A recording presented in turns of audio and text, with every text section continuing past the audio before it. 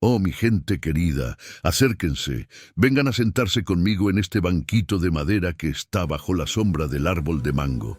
Siéntense aquí, extiendan este pañito de retazos que la abuela les guardó, ¿sí? Miren, el día se está volviendo dorado, el sol ya se va escondiendo detrás de las montañas, y esta brisa fresca trae un olor a tierra mojada y hierba verde que solo el campo tiene.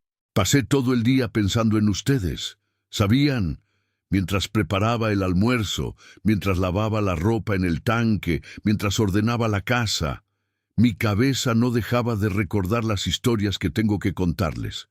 Son secretos guardados bajo 7 llaves, relatos que nuestros abuelos susurraban bajito, con miedo de ser oídos, pero que hoy voy a revelarles. Porque el mundo allá afuera cambió tanto, ¿no?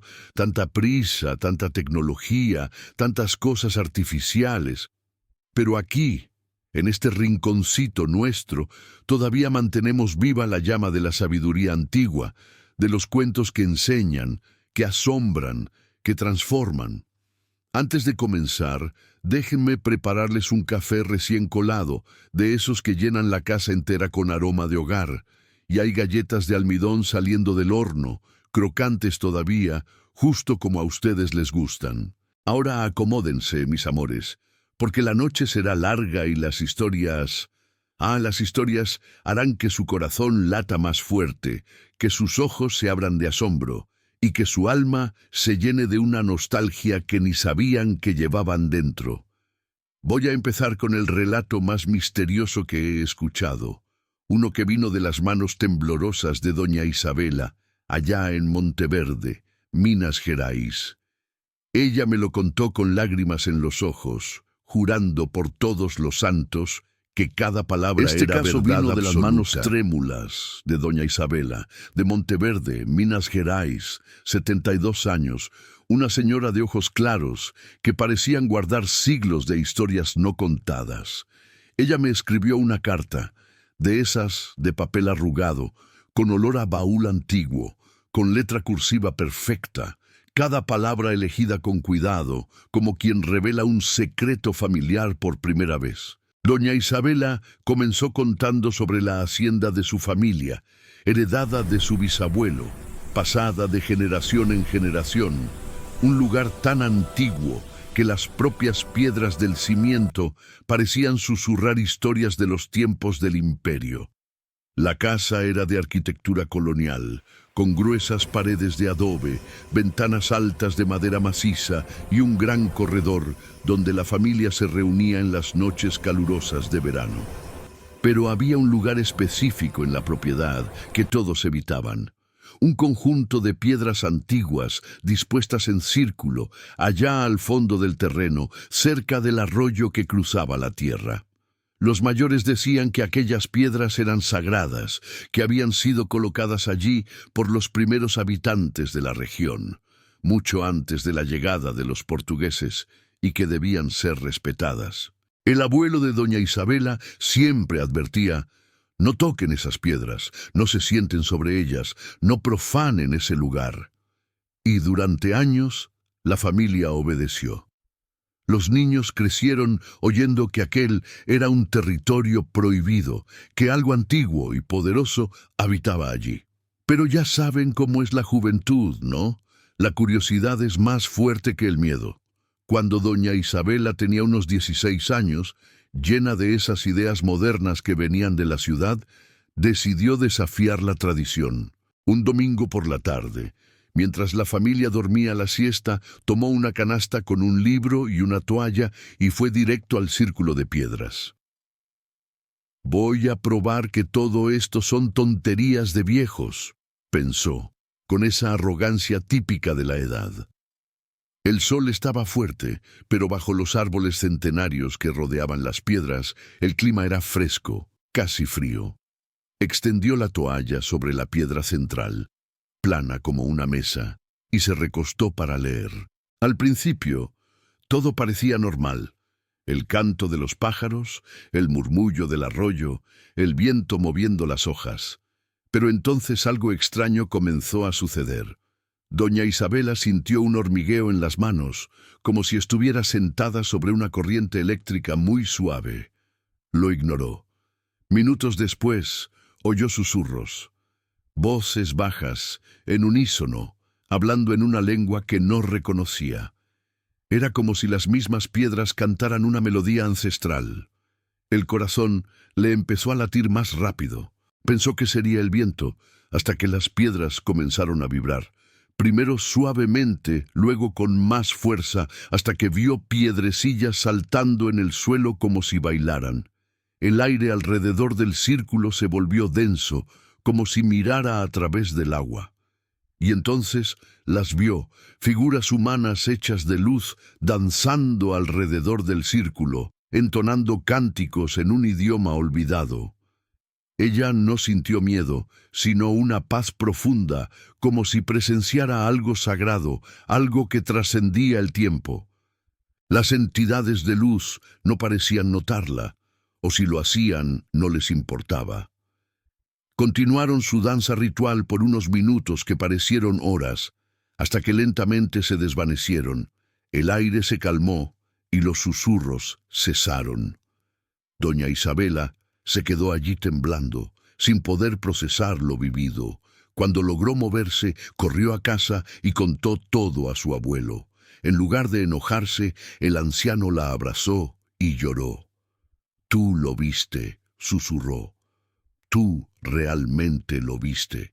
Yo también lo vi cuando tenía tu edad, pero nadie me creyó». Él le explicó que esas piedras eran un antiguo lugar ceremonial de los pueblos originarios que vivieron en la región siglos atrás, y que en ciertos momentos del año, cuando el velo entre los mundos se vuelve más delgado, las memorias de esos rituales se manifiestan.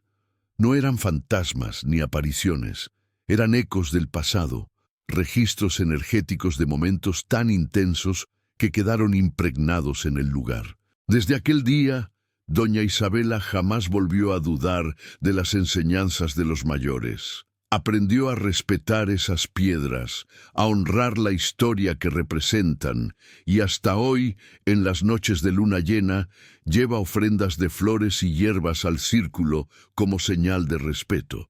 ¿Y saben lo más curioso? Desde que comenzó a hacerlo, sus cosechas florecen como en ninguna otra hacienda de la región. Los animales son sanos, y la paz del lugar se puede sentir en el aire. Eso me hace pensar, mi gente, ¿cuántos secretos como ese están escondidos en nuestro país? ¿Cuántos lugares sagrados fueron olvidados? ¿Cuántas historias silenciadas? A veces buscamos respuestas en las ciudades grandes, en libros complicados, cuando en realidad la sabiduría más profunda está aquí, en la tierra que pisamos, en las piedras que nuestros antepasados veneraban. Doña Isabela terminó su carta con un pedido: que nunca olvidemos honrar la tierra, escuchar a los mayores y preservar nuestras historias, porque cuando una de esas historias se pierde, es como si una biblioteca entera ardiera en llamas. Este vino de Don Haroldo, de Crucilia, sur de Minas, 68 años, un hombre serio, de pocas palabras, pero cuando habla, cada sílaba tiene peso de verdad. Me buscó después de la misa de domingo, me jaló del brazo con su mano callosa de tanto trabajar la tierra y dijo: «Doña, tengo algo que contarle, pero solo a quien sabe escuchar».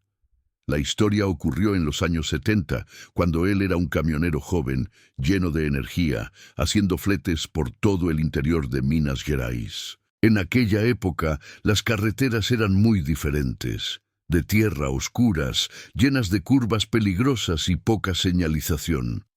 Don Haroldo tenía un camión viejo pero bien cuidado, al que llamaba cariñosamente mi compañero. Era una noche de viernes 13 de agosto cuando ocurrió.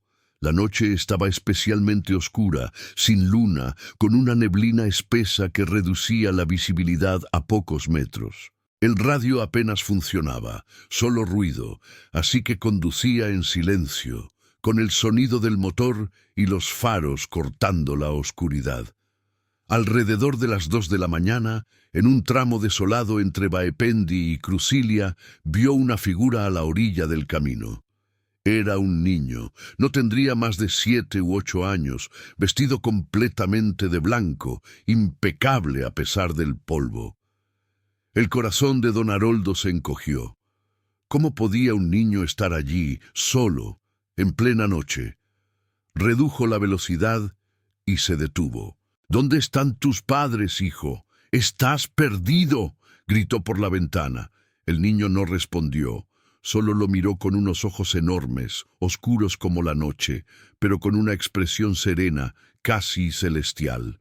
Luego, sin decir palabra, señaló hacia la selva, donde una luz débil titilaba a lo lejos. «¿Vives allí?», preguntó Haroldo. El niño asintió y comenzó a caminar hacia la luz. El camionero decidió seguirlo. No podía dejarlo solo. Estacionó el camión, tomó su linterna y fue tras él. El niño se movía con una gracia extraña, casi flotando sobre el suelo. No tropezaba, no hacía ruido. Después de unos 10 minutos, llegaron a un claro donde había una casa sencilla de madera, con una lámpara temblando en la galería. En la puerta, una anciana los esperaba con un chal sobre los hombros y ojos llenos de ternura. «Gracias por traerlo a casa», dijo ella, como si lo esperara. «Pero él no dijo ni una palabra», respondió Haroldo. La anciana sonrió. «Él no habla. Mi nieto nunca habló una palabra en vida». Entonces le contó la verdad.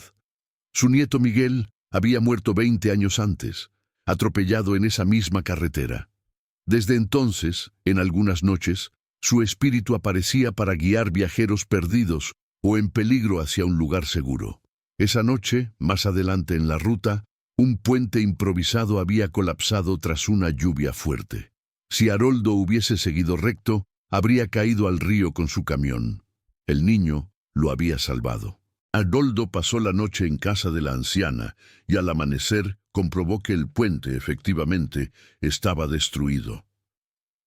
Desde entonces, cada vez que pasa por ese camino, lanza flores por la ventana en honor al pequeño Miguel.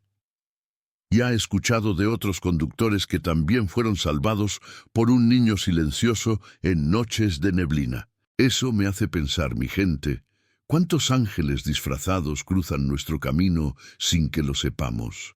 ¿Cuántas veces la protección viene de donde menos esperamos?